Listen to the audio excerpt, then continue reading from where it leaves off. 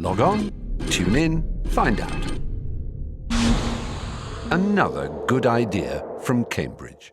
My name is Sandra Eldridge. I'm going to be chairing this session.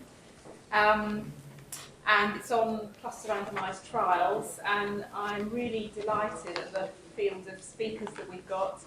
First of all, I'd like to welcome Allan, who is Professor in the Department of Biostatistics and Epidemiology at the University of Western Ontario in London, Ontario, Canada, and is the leading expert in the field of cluster randomised trials, and he's going to talk to us about the role of these trials in health research.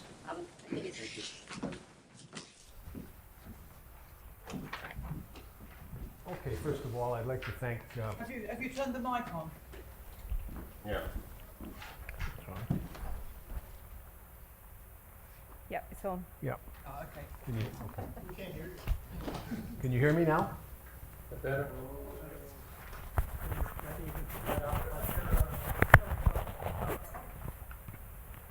Is this better?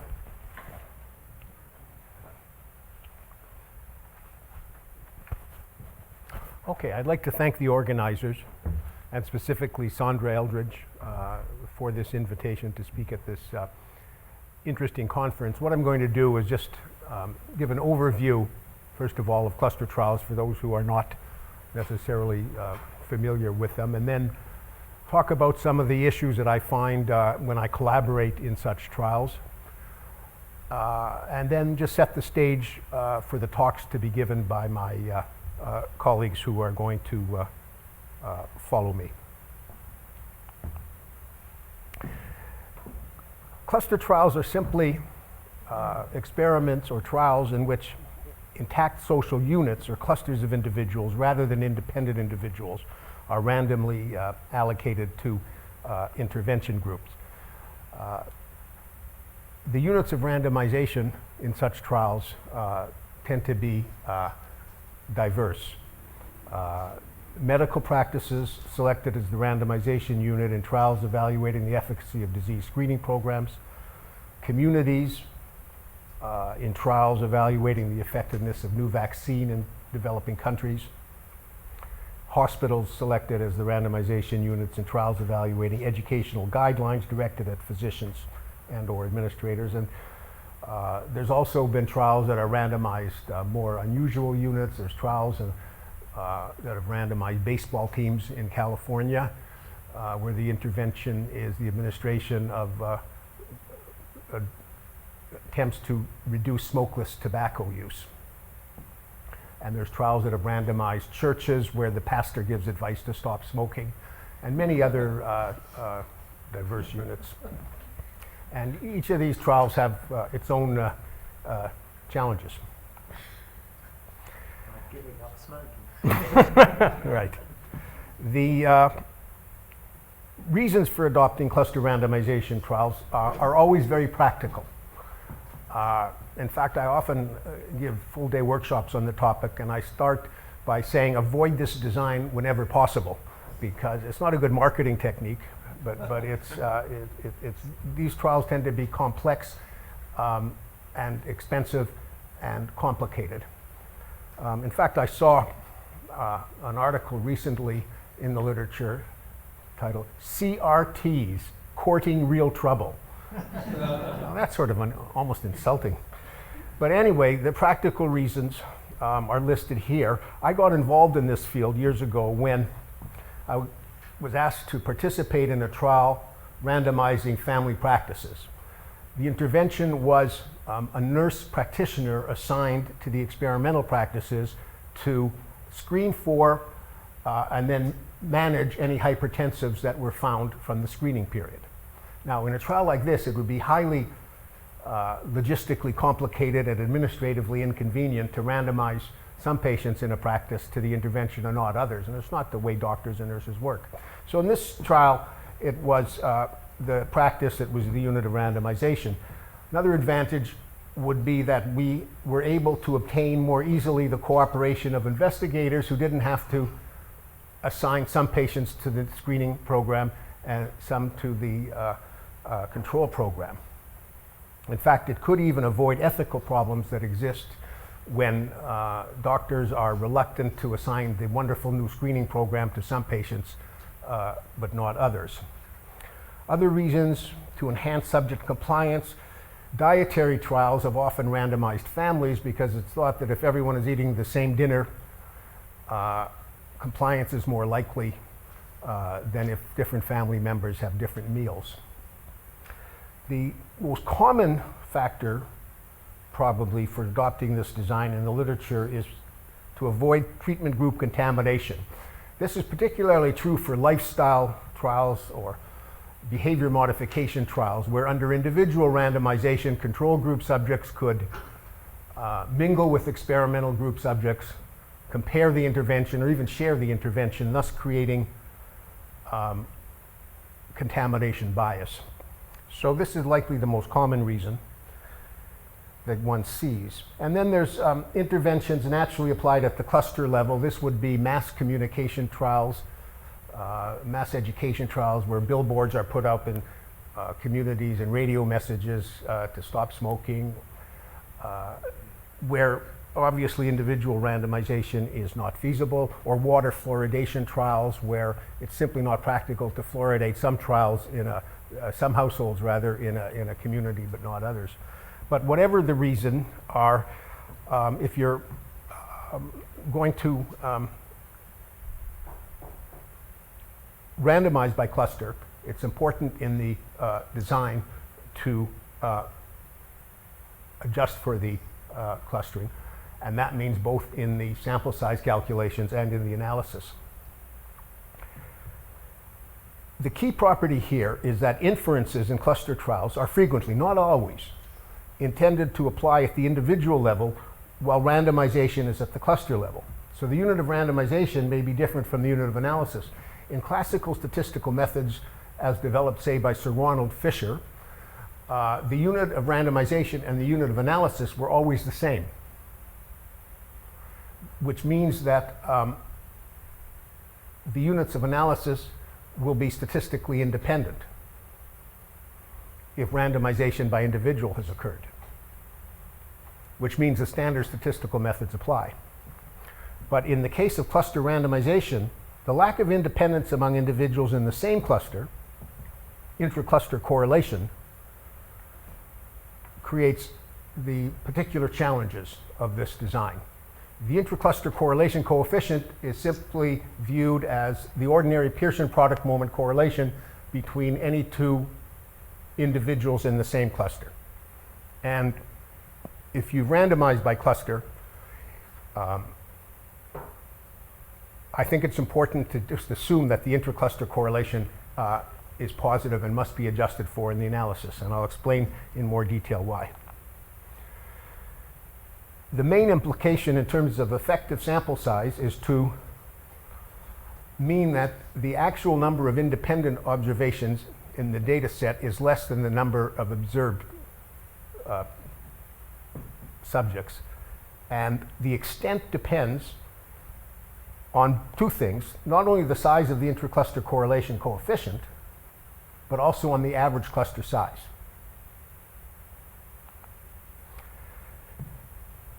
In the presence of intra-cluster correlation, the application of standard sample size approaches leads to an underpowered study, a type 2 error, and the application of standard statistical methods leads to, in general, an elevated type 1 error. So it's a double whammy here. If you ignore the clustering in the analysis, then the probability of finding a false significant difference is higher than what you're planning. The risk is spurious statistical significance. On the other hand, if you apply standard sample size approaches, the probability of detecting a true effect is less than what you're planning. So if nothing is going on, then the probability of falsely finding and concluding something is going on is elevated. On the other hand, if something is going on, the probability of detecting the true effect is much less than what you're planning. Now, sometimes a student will ask me, well, sir, does this mean that, do they cancel each other out? No. These are on parallel tracks. I'll give you a couple of classic examples of cluster trials. This was an interesting trial because it was both statistically and clinically significant, and also because of its relatively large size. 450 villages in Indonesia, randomly assigned to either participate in a vitamin A supplementation scheme or serve as a control, 1-year mortality rates compared in the two groups. In adopting this design, because of its statistical inefficiencies, it's always important, I think, to give a justification for adopting the design in the protocol. And in this case, the justification by the investigators was that it would be politically impossible to randomize some children in a village to receive vitamin A supplementation, but not other children. And this study was the first, I think, to show that vitamin A supplementation actually has a beneficial effect in terms of reducing mortality among children. This is an unusual cluster trial in the sense that the number of villages or the number of clusters is very large compared to most cluster trials. When the number of clusters is much smaller, as it usually is, it's very attractive to match or stratify in the design. Because for a given number of subjects, the probability of imbalance on baseline characteristics is much greater in a cluster trial than an individually randomized trial with the same number of subjects, simply because of the smaller effective sample size. So another classic example, but this time with respect to the matched pair design, is the COMMIT study, which involved 11 matched pair communities, 13 in the US and 1 in Canada. The primary outcome measure was the 5-year smoking cessation rate. The number of matched pairs was 11. And the matching factors were numerous, but they included the size of the community and the population density. This was also a very well designed and analyzed trial, but as many trials of this type did not show statistical significance for the primary outcome. May I ask a question? Yeah. Maybe a naive question, but when we're randomizing a traditional clinical trial, we're trying to avoid selection bias, some sort of possible covariate imbalances, Yeah. or some people might even use randomization as a basis for inference. Right. What's the justification for using randomization here as opposed to just doing a matched observational study? Well, first of all, selection bias is something I'm going to discuss in more detail later. But I think the advantages of randomization here would be the same as they are in individually randomized trials. You could match clusters by factors you know about, but there still could be imbalances on factors you don't know about, which is the classic reason for randomization, aside from the usual idea that it justifies statistical methods that are standard. The reasons or sources of intracluster correlation are diverse and usually cannot be distinguished unless you have an extensive data set. It could be patient self-selection, where female patients select female physicians, non-smoking patients select non-smoking physicians.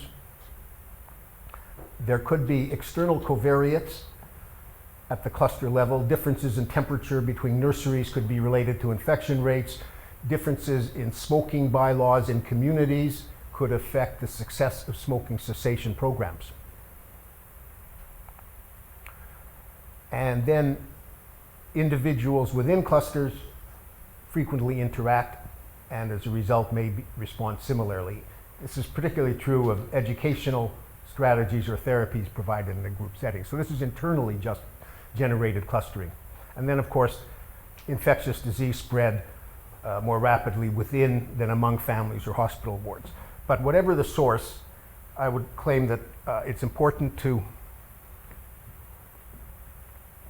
adjust for it.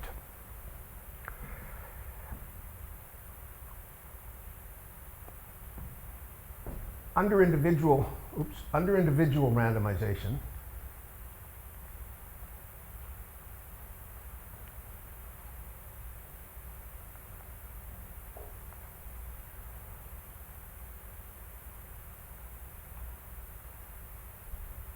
the variance of a group mean is given by sigma squared over the total number of individuals contributing to that mean. So in this case, it would be Km if K is the number of clusters per group and M is the cluster size. But with cluster trials, one inflates this variance by a factor which is either called the design effect or the variance inflation factor. And it's deceptive because you notice this depends not only on intercluster correlation rho, but also the cluster size M.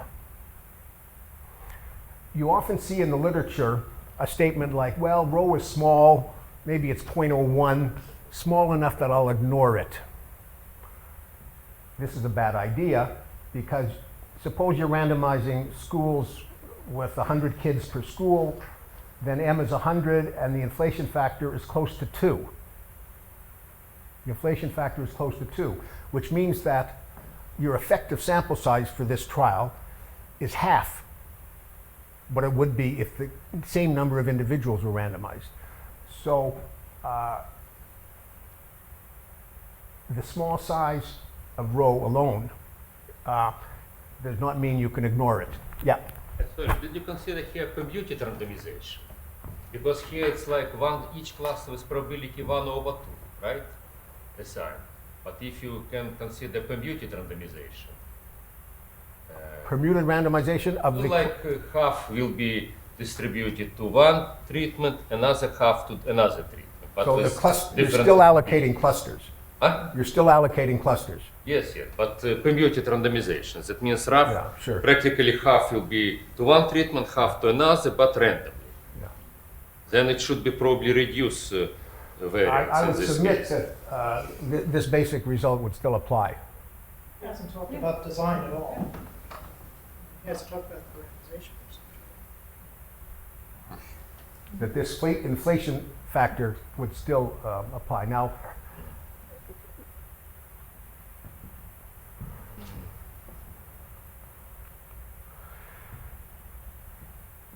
another way to look at this, which I find is attractive, is in terms of effective sample size, where the effective sample size is the total number of individuals in the trial divided by the inflation factor.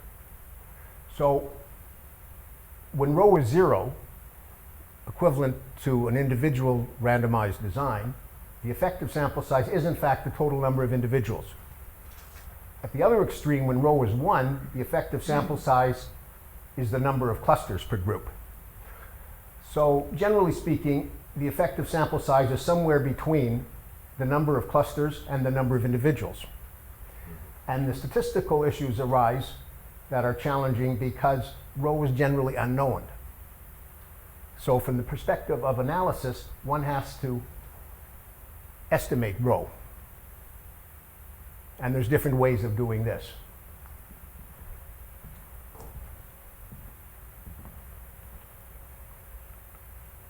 I'm going to go through some of the common challenges in design analysis that I see in my collaboration.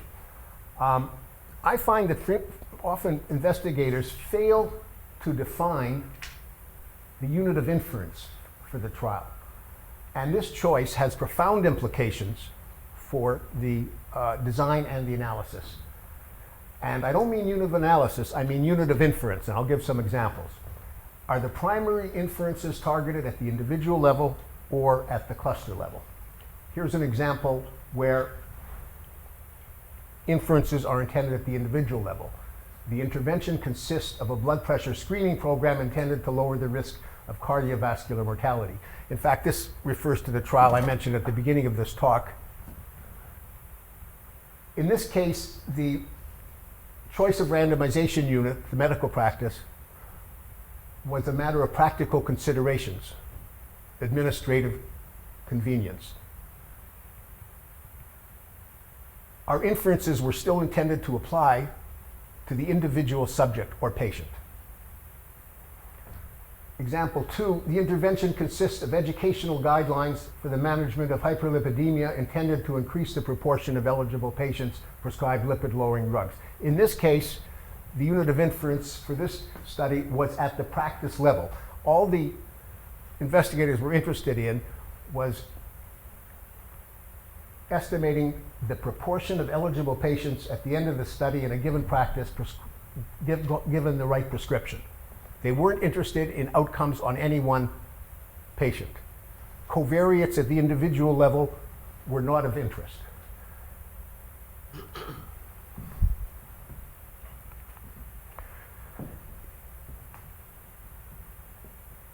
Here's a trial where inferences were clearly at the cluster level. And the intervention was quite simple. There was an epidemic of cesarean sections in Latin America at the time this trial was designed. It was a matched pair trial where hospitals were matched paired, and the intervention hospital received the intervention, which consisted of the obstetrician getting a second opinion from a senior colleague before proceeding with the C-section. And the target of the intervention was the hospital rate of cesarean section. There was no interest in individual outcomes or in patient-level covariates. This can be thought of as a policy trial also because the unit of randomization here is essentially part of the question in the sense that as a policy trial, if this intervention is successful, it will be applied largely to hospitals in Latin America. And in this case, one does not have to even invoke the notion of intracluster correlation. The challenges of design and analysis are the same as they would be in a trial that's individually randomized.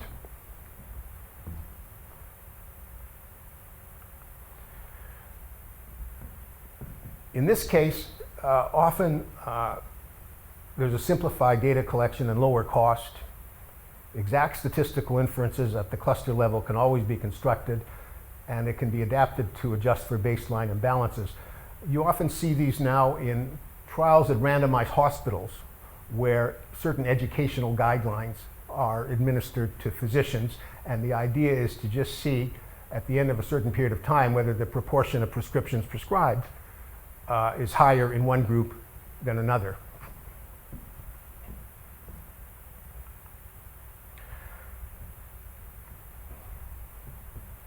You sometimes see in the literature the claim that cluster level analyses, which are really what I've been talking about,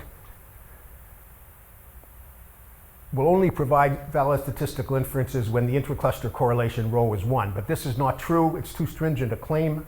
And for balanced design, and sometimes people don't realize this, cluster level analyses provide inferences which are identically equivalent to those obtained under individual level analyses using mixed linear regression for any value of rho.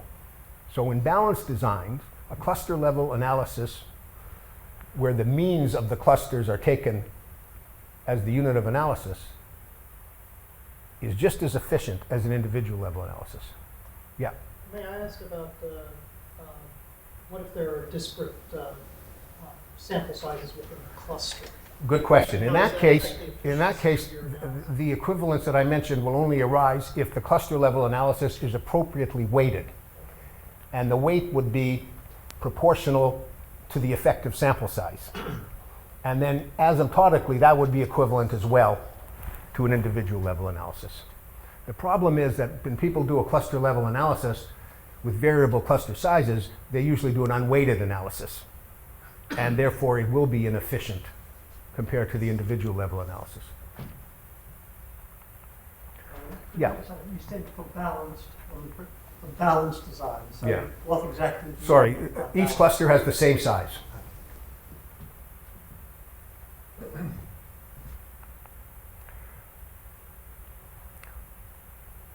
Okay, now I'm going to mention some topics which will be followed up by my colleagues.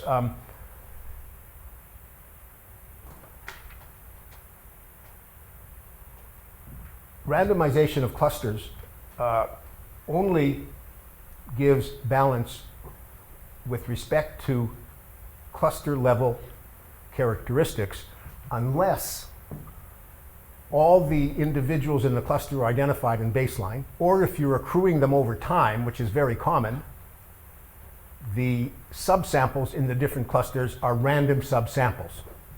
But often, for example, in the medical trials I've been discussing, this will not be the case. Why? Because you're recruiting patients as they appear with the appropriate diagnosis over time.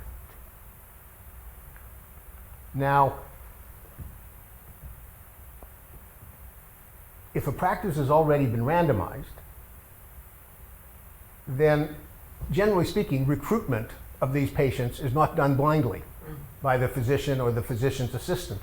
And the problem is that if physicians in the experimental group are more diligent or enthusiastic about the intervention than in the control group, they could identify patients who have different characteristics than in the control group. And a signal that this may be true is that there'll be a larger number of individuals recruited from the experimental practices than the control practices. But even worse, their characteristics may be different. Now, so far in the literature, there's been some suggestions in the design on how to deal with this. Pretty basic suggestions. Identify eligible patients in each community or practice prior to randomization, or perhaps do the recruitment by an individual independent of the trial. My colleague Mike Campbell is going to discuss, I think for the first time that I've seen, analysis strategies that could be used to ameliorate this problem if in the design stage of the trial it has not been adequately dealt with.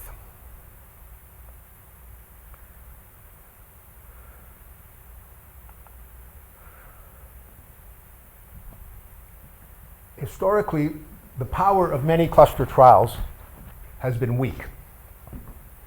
This is particularly true in community randomization trials, where a small number of large clusters, cities for example, are randomized to one of two groups.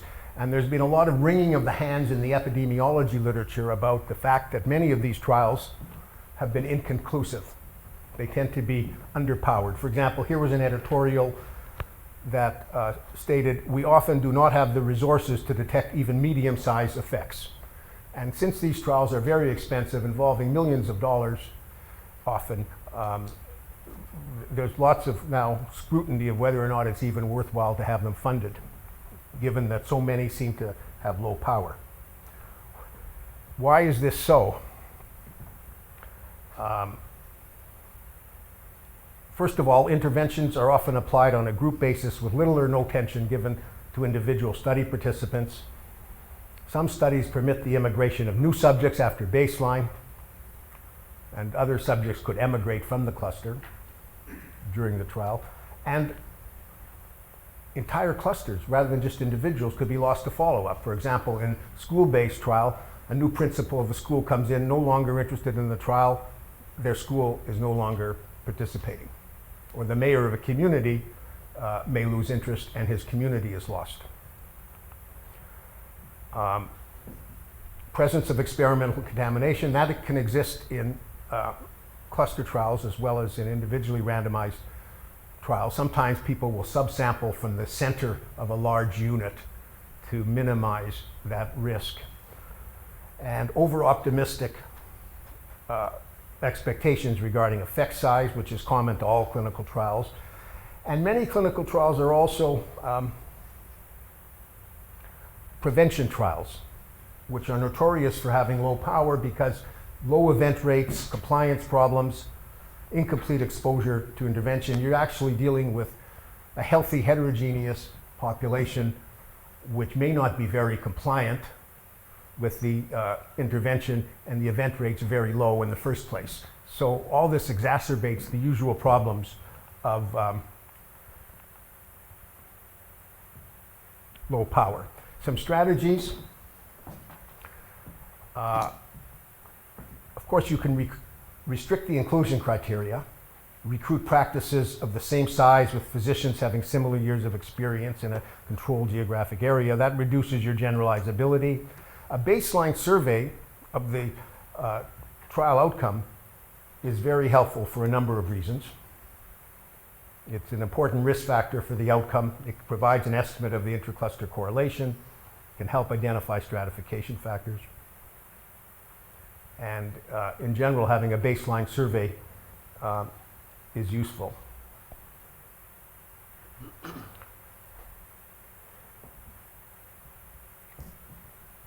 From the formula involving the variance inflation factor I presented before, it becomes clear that greater power is obtained by randomizing more clusters than it is by increasing cluster size. In fact, increasing cluster size gives you a diminishing rate of return fairly quickly. In fact, you can show that even with an infinite cluster size, that if the number of clusters is small enough, you may not even reach 80% power.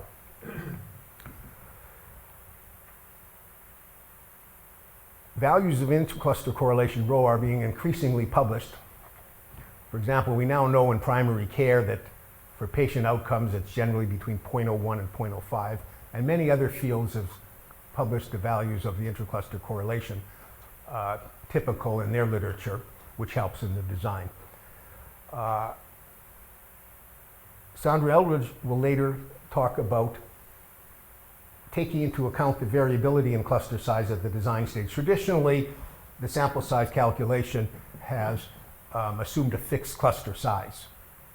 And although it's known that this will lead to somewhat of an underestimate of the trial power when in fact the cluster sizes turn out to be unbalanced, there's really been no systematic strategy for taking this to account. And Sandra will talk about that. You can also do an interim analysis in which the sample size re-estimation provides a new estimate of the intracluster correlation, as well as other design parameters. This slide just shows how, as you increase the number of clusters, K, the variance of a difference of mean is driven to 0, which means you can definitely increase power by increasing the number of clusters.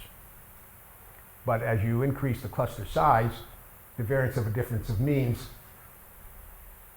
has a ceiling that depends upon the variance and the intercluster correlation.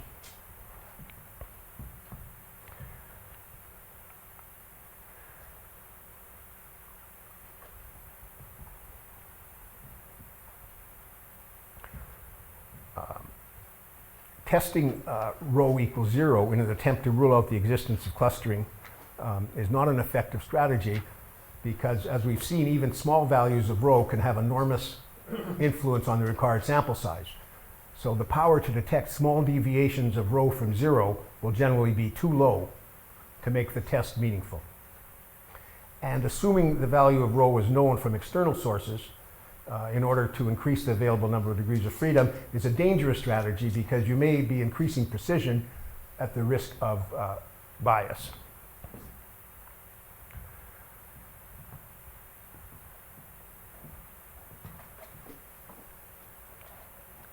Informed consent in cluster trials has recently obtained a lot of interest because there are two distinct levels that have to be distinguished. First of all, informed consent by a gatekeeper or decision maker, a principal, a medical doctor, a mayor of a community, to randomize their cluster. But then there is informed consent for participants given that randomization has occurred. Here, you're not asking for informed consent to be randomized. Their cluster has already been randomized. You're asking for them to give consent to be followed up or for their data to be used. Some people regard this as ethically questionable, that people do not have a say in the first place about whether they want to be involved in a randomized trial. Yet this is very common for cluster trials. And by analogy to current ethical requirements for clinical trials, individually randomized trials, it wouldn't be regarded as appropriate. Is such a strict analogy required for cluster trials? Until recently, people used ad hoc explanation for their failure to go into this too deeply. Here's a typical statement. Ethical advice indicated that since we are only providing information to clinicians, there was no reason to seek patient consent. So they refer to some unnamed source for ethical advice. So these are some of the issues that have to be dealt with. Is it reasonable that simply because you're randomizing very large clusters such as communities, that the nature of the methodologic unit being randomized should dictate whether you seek informed consent or not? It's logistically impossible to obtain conformed consent from every individual if you're randomizing communities. Does this make such trials unethical? One has to look at the risk-benefit ratio experienced by individual study subjects, and how should decision makers who agree to random assignment of clusters be identified? In other words, I'm not sure we elect our mayor of a city to randomize us. So these are issues. Now, I've been fortunate enough to be part of a collaborative group looking at ethical issues in cluster trials. Several articles have been published. One of the most recent, authored by my colleague Charles Vere, who will be speaking later, was published just in Trials, the journal Trials, very recently.